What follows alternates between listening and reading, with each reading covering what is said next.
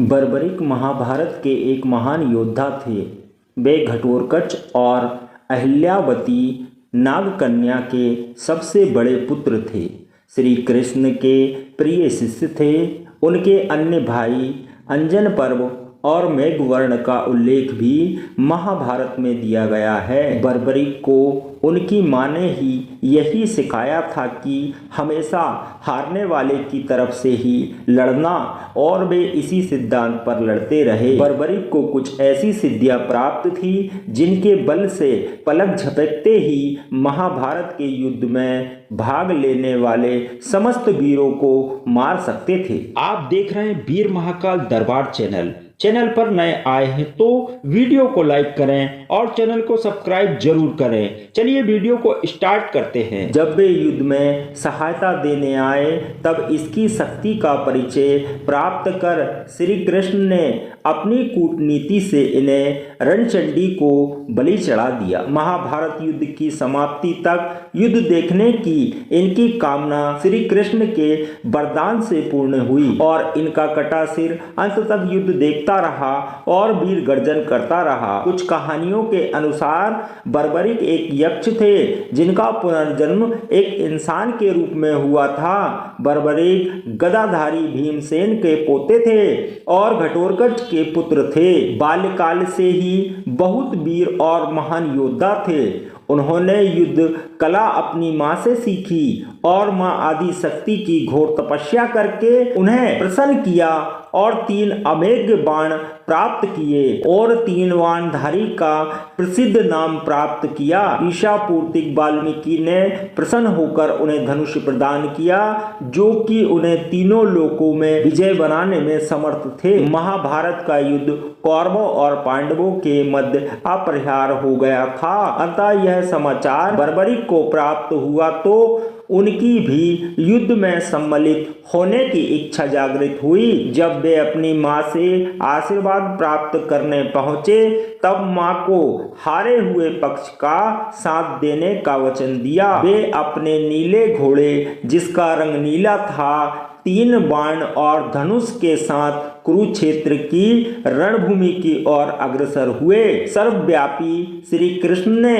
ब्राह्मण वेश धारण कर बर्बरिक से परिचित होने के लिए उन्हें रोका और यह जानकर उनकी हंसी भी उड़ाई कि वह मात्र 3 बाण से युद्ध में सम्मिलित होने आए हैं। ऐसा सुनने पर बर्बरिक ने उत्तर दिया कि मात्र 1 बाण शत्रु सेना को परास्त करने के लिए पर्याप्त है। बाण वापस तर्कस में ही आएगा। यदि तीनों बाणों को प्रयोग में लिया गया तो तीनों लोकों में हाहाकार मच जाएगी। इस पर श्री कृष्ण ने उन्हें चुनौती दी कि इस पीपल के पेड़ के सभी पत्तों को छेद कर दिखाओ जिसके नीचे दोनों खड़े थे।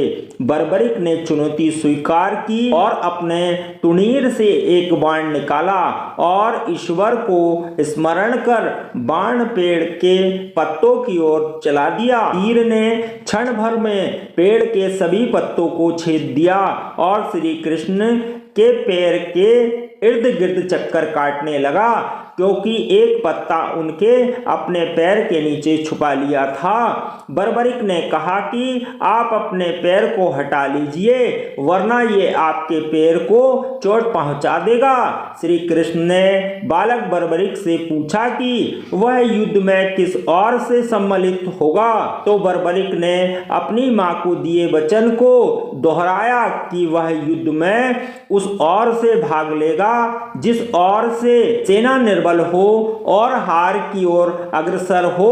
श्री कृष्ण जानते थे कि युद्ध में हार तो कौरवों की ही निश्चित है और इस पर अगर बर्बरिक ने उनका साथ दिया तो परिणाम उनके ही पक्ष में होगा। ब्राह्मण वेश में श्री कृष्ण ने बालक से दान की अभिलाषा व्यक्त की। इस पर वीर बर्बरिक ने उन्हें वचन दिया कि अगर वो उनकी अभिलाषा पूर्ण करने में समर्थ होंगे तो अवश्य करेंगे। श्री कृष्ण ने उनसे शीश दान मांगा। बालक बर्बरिक क्षण भर के लिए चकरा गए, परंतु उनने अपने वचन की दृढ़ता जताई।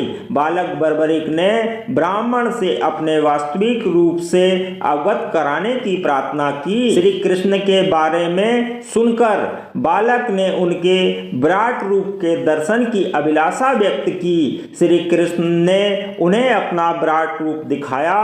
उन्होंने बर्बरिक को समझाया कि युद्ध आरंभ होने से पहले युद्ध भूमि की पूजा के लिए एक वीरवर क्षत्रिय के शीश के दान की आवश्यकता होती है। उन्होंने बर्बरिक को युद्ध में सबसे वीर की उपाधि से अलंकृत किया अतः एवं उनका शीश दान में मांगा। बर्बरिक ने उनसे प्रार्थना की कि वह अंत तक युद्ध देखना चाहता है। श्री कृष्ण ने उनकी यह बात स्वीकार कर ली। फल्गुन माह की एकादशी को उन्होंने अपने शीश का दान दिया। उनका सिर युद्ध भूमि के समीप एक स्तंभ पर सुशोभित किया गया, जहां से बर्बरिक संपूर्ण युद्ध का जायजा ले सकते थे, और उन्होंने अपने रूप में और अपने नाम श्याम से पूजे जाने का वर दिया।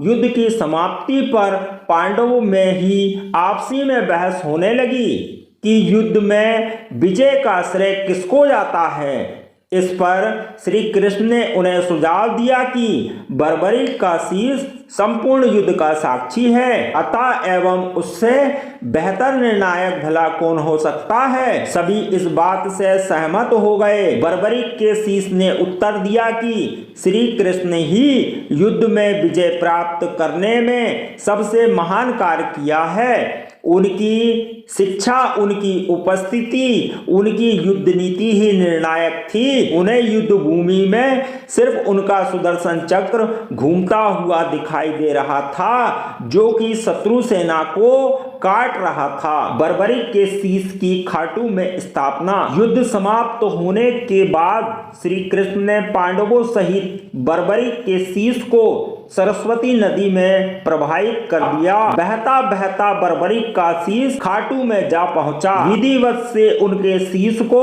दफनाया गया। इसके बाद की घटना बड़ी रोचक है। खाटू में अजीमल नामक एक धनवान किसान रहता था। उसके पास कई गाय बैल थे।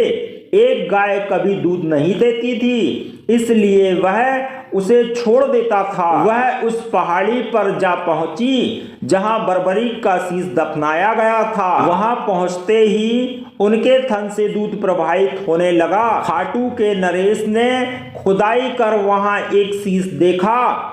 तब आकाशवाणी हुई कि ये शीश मोरबी नंदन ज्येष्ठ घटोत्कच पुत्र और शीश के महादानी बर्बरिक का है। इसे श्री कृष्ण द्वारा श्याम नाम दिया गया है, इसलिए इनकी पूजा उन्हीं के रूप में होगी। यहाँ इनके भव्य मंदिर का निर्माण करवाओ और इनकी पूजा और शीश स्थापना करवाओ। इसके बाद बाबा के भव्य मंदिर का निर्माण हुआ और उनके शीश की स्थापना हुई। जिस दिन उनका शीश मंदिर में स्थापित हुआ था, उस दिन देव उठनी एकादशी थी, इसलिए उस दिन को बाबा के जन्म दिवस के रूप में मनाया गया है। लेकिन उससे पहले अगर आपने अभी तक हमारे चैनल को सब्सक्राइब नहीं किया है, तो दोस्तों आप अभी हमारे चैनल को सब्सक्राइब कीजिए और साथ में बेल आइकन दबाना न भूलें, जिससे आने वाली इसी तरह की धार्मिक और रोचक कथाएं आपके पास सबसे पहले पहुंचे।